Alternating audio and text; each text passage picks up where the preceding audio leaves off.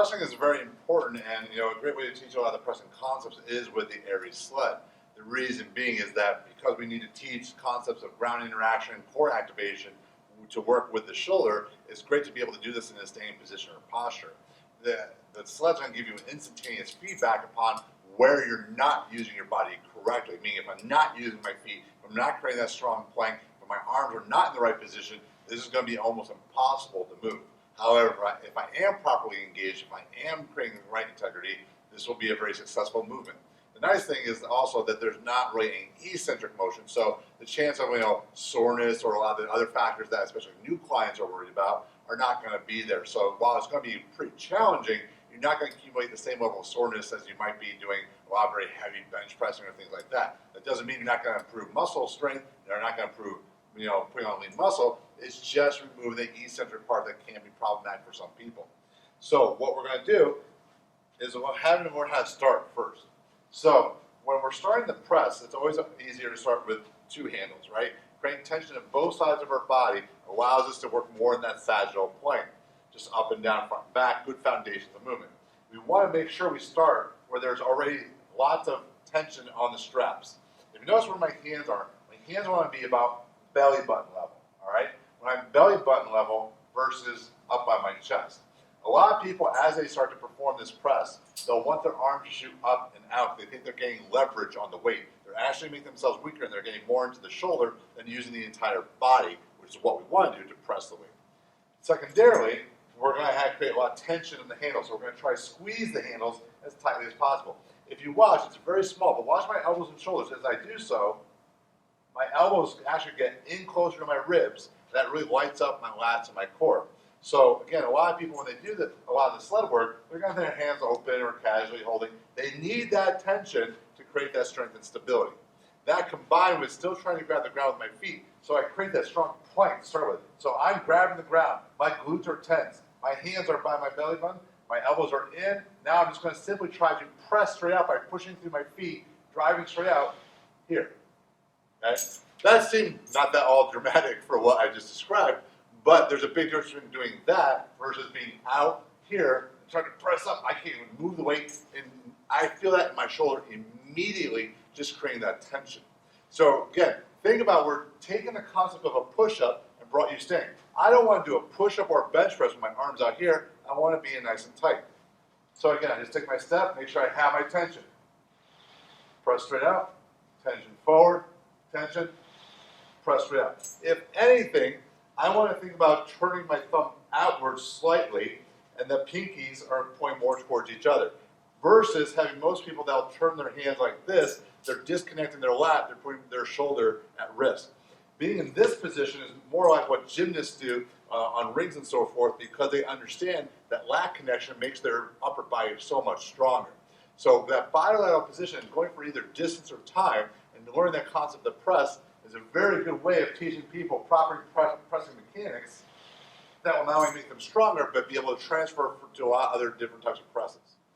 So obviously we can change the weight that we're using, but again, it's going to be hard to gauge what a little bit change of resistance does to the movement, because you have a long lever arm with the straps, you have the friction on the ground, and so forth. So another probably better avenue for a lot of your clients, or even yourself as you're going through these progressions, is to start training body position.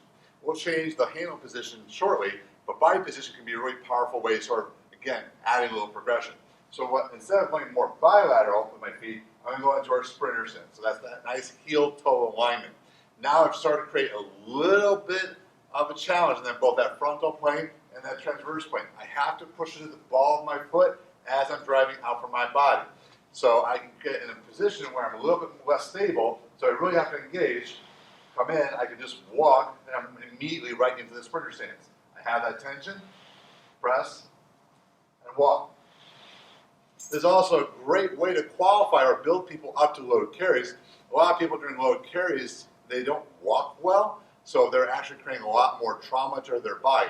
This way I can start teaching them the qualities of better gait while getting that core integrity, that pressing strength, and understanding how to use from the ground up. So our progressions as we layer onto the body position aren't going to go, hey, I was on heel toe, now I'm a little bit further out. Obviously you could do that if you want, but it's really hard to program, is your foot 3 inches out or 4 inches out? Well, we're going to do something that's a little bit more dramatic, So again, it gives you an opportunity to build layers again, even with very light loads. So what I'm going to do is I'm going to work from the bottom up. So what I mean is this.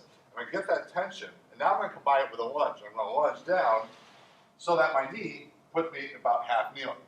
Now, if you take too short of a stride, which I almost did there, see how my handles are not in towards my elbows, right?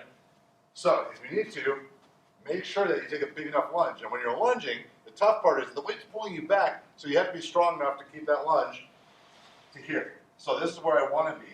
See how my elbows are in towards my body. So now I'm pressing through my feet as I grab the handles so that my elbows stay close. I'm pushing through the belly button, right up, then I come up, okay? So then I could then do the other side. Make sure you take a long enough stride, come down, and I should be in position. If I need to readjust myself, please do so, where I can go press straight out.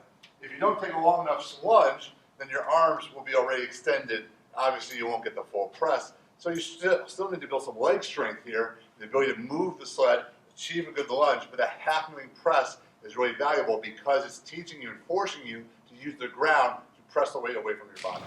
So again, a lot of our pressing, we use positional work to teach how to keep that body fully engaged. I really like what we did with the area sled. It's really practical for a lot of different populations. It's a great way to introduce the concept of pressing when we have people that have a hard time understanding it's got to come from the ground up.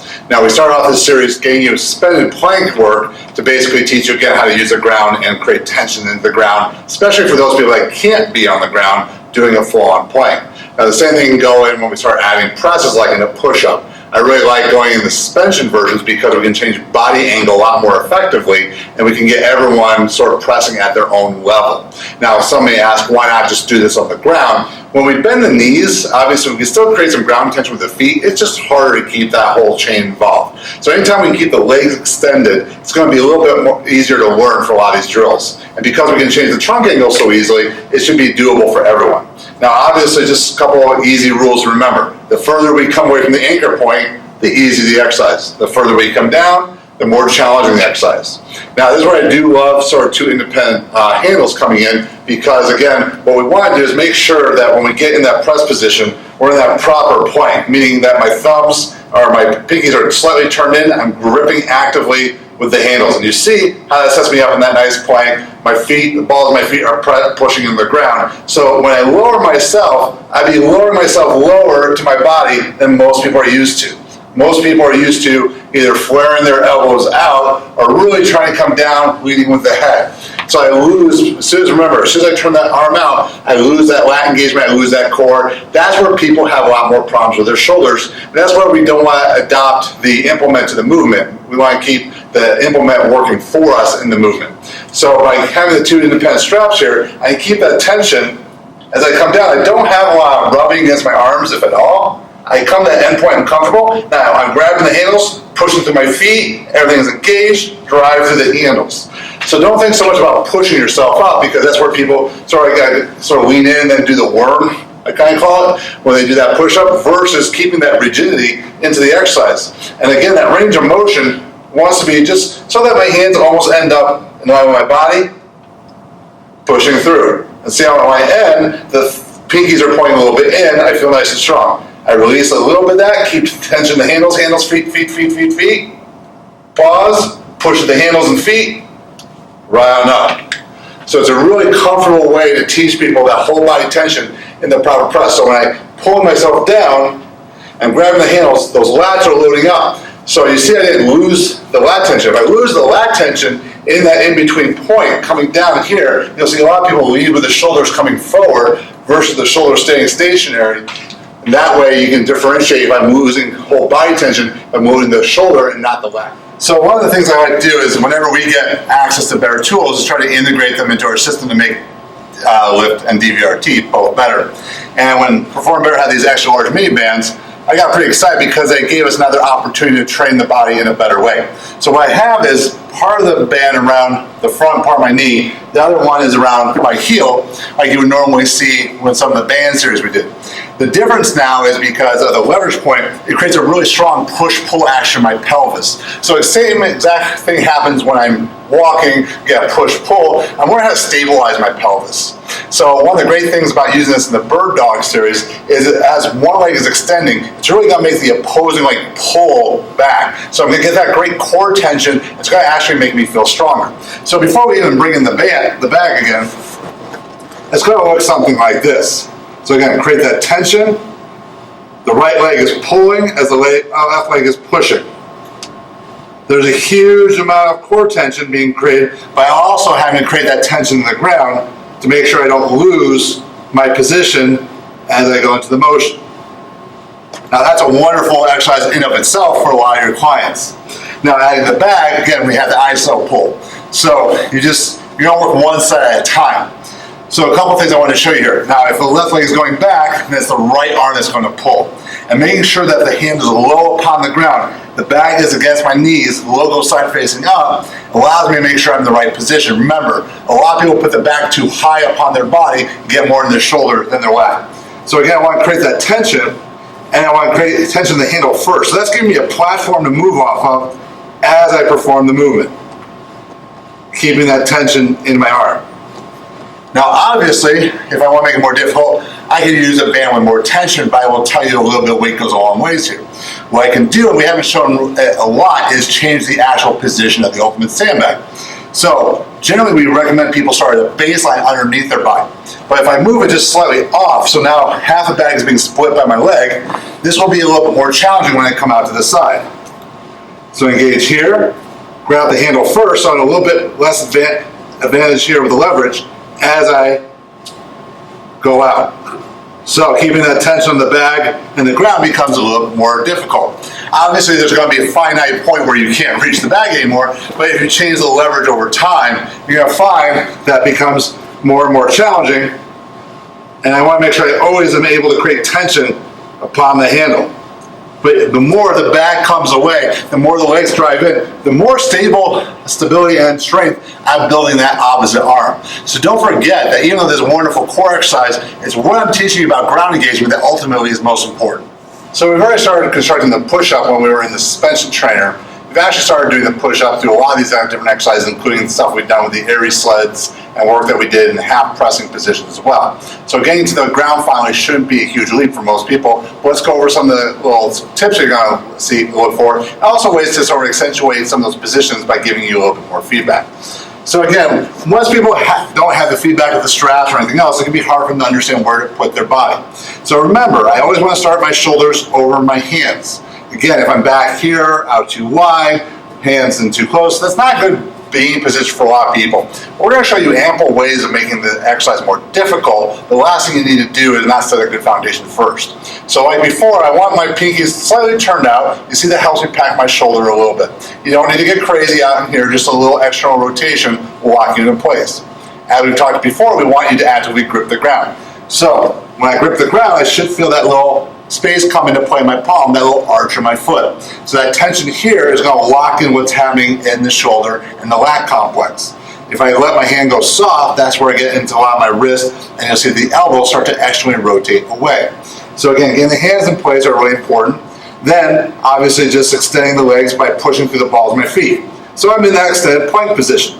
Now what I do next is really important. So as I lower myself down, most people think about themselves falling down. We talked about being in the suspension unit, gripping, creating tension, and pulling yourself down. So that's what we want here. I want to continue to push the balls of my feet, and I'm going to actually try to pull the earth towards me. So I should end up with my elbows in a very similar position as a press up and a lot of the other drills we've been doing. So I'm in that position now. I'm pushing through the entire body the entire time. So you see no one point hits the mat first. You shouldn't see the chest hitting or the stomach hitting. It should be all one unit moving. Now you should have seen that the elbow sort of finished here. So again, if I'm going to push someone, I'm going to push from here. I'm not going to push from up here. I don't have any strength or power or stability there. So you should see yourself coming in down nice and low. And then as that point, and when I net the end point, I want to create as much tension as possible. Similar to what we talked about the straps, if I wait to create tension and I start to push up, that's where you see the shoulders roll forward. I should have tension before I start moving into the exercise. Now, where we sort of amplify this is if we put the band, sort of like we did with the feet, around actually the palm of your hands. So people that are not used to gripping, this will help them grip a little bit. So now, to keep that tension, I have to grip the ground. So when I come in this position, this is a lot more tension, and actually gets easier as I go through the motion. You can also use these bands as a little assistance. So again, if I move it higher up my chain, and you want to probably use a little heavier band than a lighter band, is as I come down, the band gives me a little help back up. A little heavier band won't move as much, but you get the idea that I can use this for a little assistance too, to help people come out of that position, because you don't want to lose that position in alignment. A lot of people, they will want to flare their elbows because they don't feel strong there, but if you work through a lot of these progressions, the push-ups should be much more accessible and be performed at a higher level.